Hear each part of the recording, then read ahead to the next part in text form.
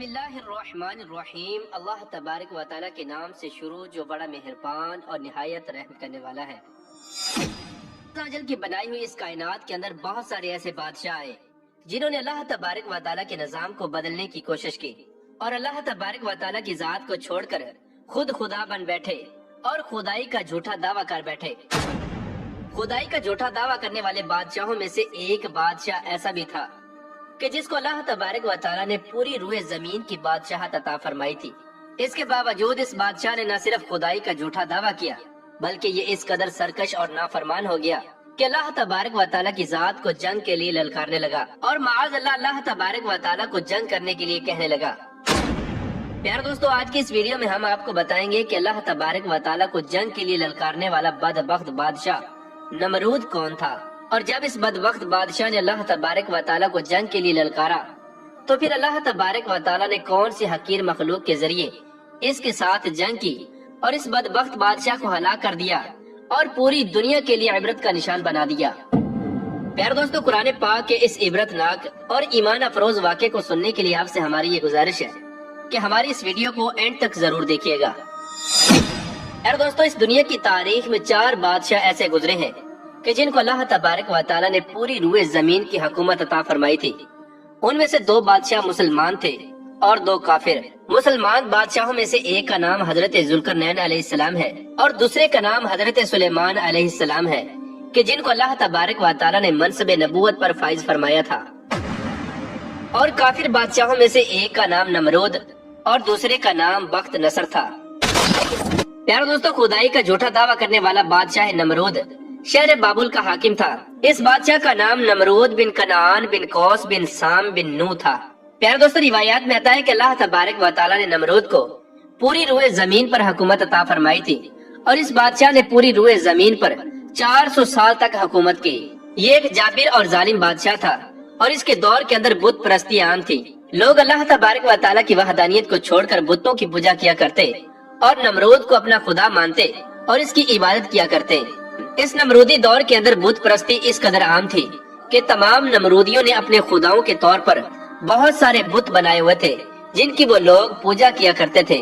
اس کے ساتھ ساتھ نمرود خود کو بھی خدا کہلواتا اور لوگوں کو اپنی پوجا کرنے کا حکم دیتا۔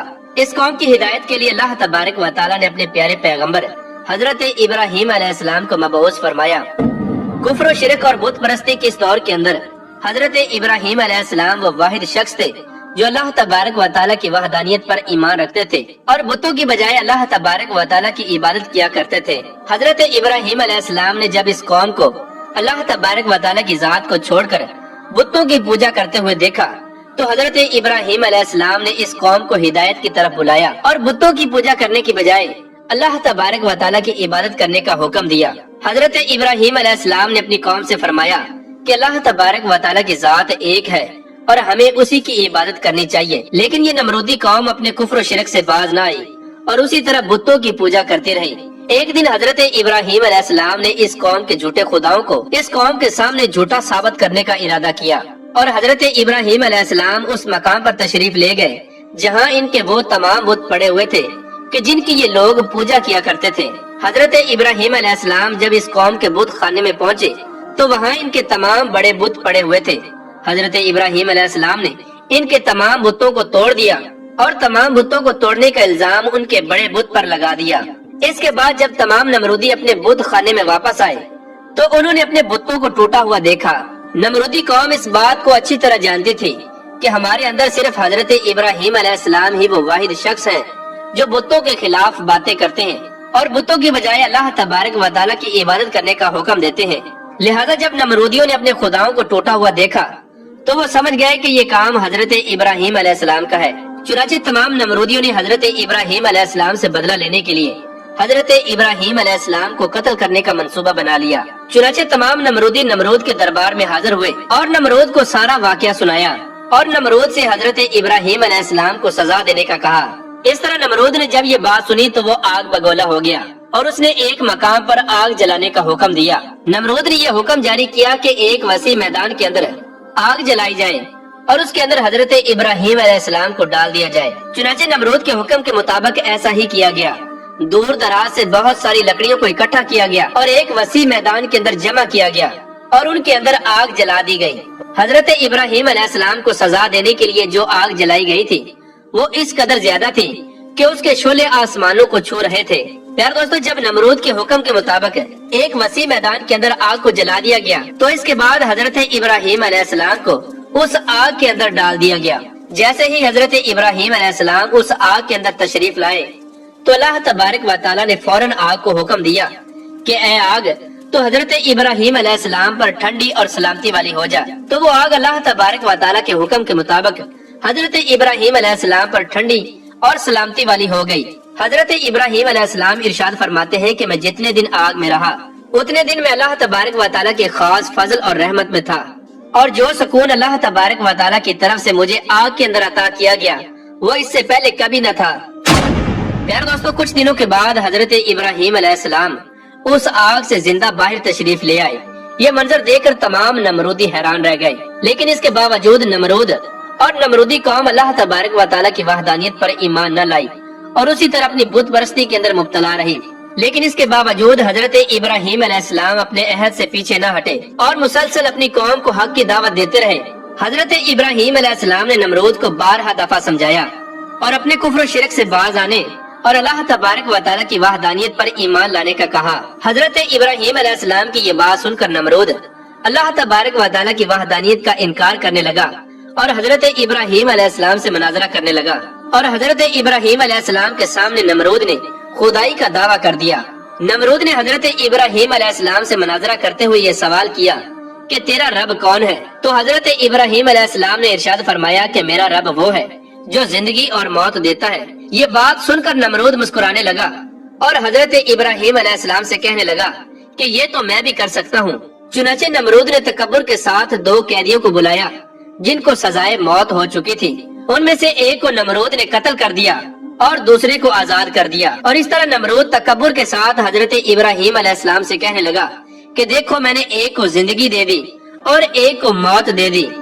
اس طرح نمرود حضرت ابراہیم علیہ السلام کے سامنے اپنے آپ کو خدا کہنے لگا اور اپنی خدائی کی باطل دلیلیں پیش کرنے لگا۔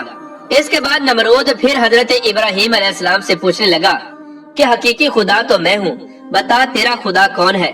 اس کے بعد حضرت ابراہیم علیہ السلام نے نمرود کو اس کی عقل کے مطابق جواب دیا کہ میرا رب وہ ہے جو سورج کو مشرق سے طلوع کرتا ہے اور مغرب میں غروب کرتا ہے۔ اگر تو سچا خدا ہے تو سورج کو مغرب سے طلوع کر کے دکھا۔ چنانچہ جب نمرود نے حضرت ابراہیم علیہ السلام کی یہ بات سنی تو اس کا رنگ اڑ گیا اور وہ لاجواب ہو گیا، اور اس طرح نمرود لاجواب ہو کر اپنی پوری قوم کے اندر ذلیل و رسوا ہو گیا۔ پیارے دوستو، اس کے بعد بھی کئی مرتبہ حضرت ابراہیم علیہ السلام نے نمرود کو اللہ تبارک و تعالیٰ کی وحدانیت کی طرف بلایا، لیکن نمرود اپنی سرکشی سے باز نہ آیا اور اسی طرح کفر و شرک کے اندر مبتلا رہا۔ چنانچہ حضرت ابراہیم علیہ السلام کے بار بار دعوت حق دینے سے نمرود تنگ آ گیا، اور بلاخر تنگ آ کر نمرود حضرت ابراہیم علیہ السلام سے کہنے لگا کہ اگر تیرا خدا سچا ہے تو اس کو بول کہ اپنی فوج بھیجے اور میرے ساتھ جنگ کرے۔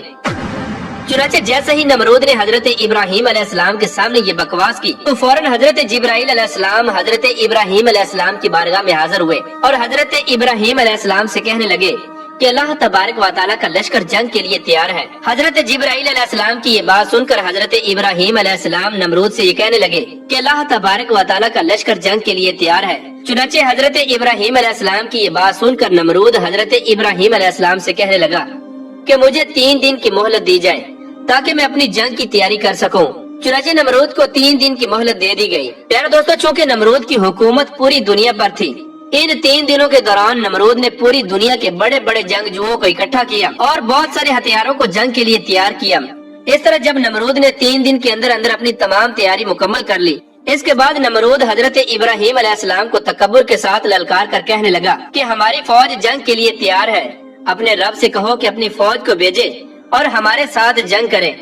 نمرود کی یہ بات سن کر حضرت ابراہیم علیہ السلام نے اللہ تبارک و تعالیٰ کی بارگاہ میں دعا کی تو اللہ تبارک و تعالیٰ نے مچھروں کی ایک فوج کو بھیجا۔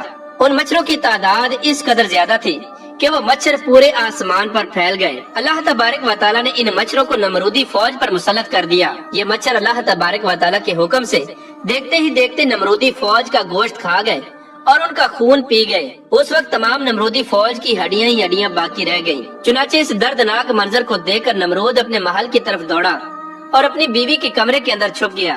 اسی دوران اللہ تبارک و تعالیٰ کے حکم سے ایک لنگڑا مچھر نمرود کے گھر میں داخل ہوا۔ نمرود نے جب اس مچھر کو دیکھا تو اپنی بیوی سے کہنے لگا کہ یہ ہے وہ مخلوق کہ جس نے ہماری فوج کو ہلاک کر دیا ہے۔ چنانچہ اسی گفتگو کے دوران وہ لنگڑا مچھر اللہ تبارک و تعالیٰ کے حکم سے نمرود کی ناک میں داخل ہو گیا اور وہ لنگڑا مچھر نمرود کے دماغ کو چاٹنے لگا۔ جب وہ مچھر نمرود کے دماغ کو چاٹتا تو اس سے نمرود کو اس قدر تکلیف ہوتی کہ نمرود اپنے سر کو دیواروں پر مارنے لگ جاتا۔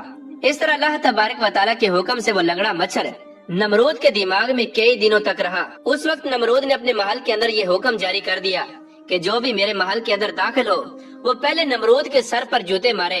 اس طرح جوتے مارنے کے بعد نمرود کو کچھ دیر کے لیے آرام محسوس ہوتا، لیکن کچھ دیر بعد پھر درد محسوس ہونا شروع ہو جاتا۔ اس طرح اللہ تبارک و تعالیٰ نے نمرود کو ایک حقیر اور لنگڑے مچھر کے ذریعے سزا دی۔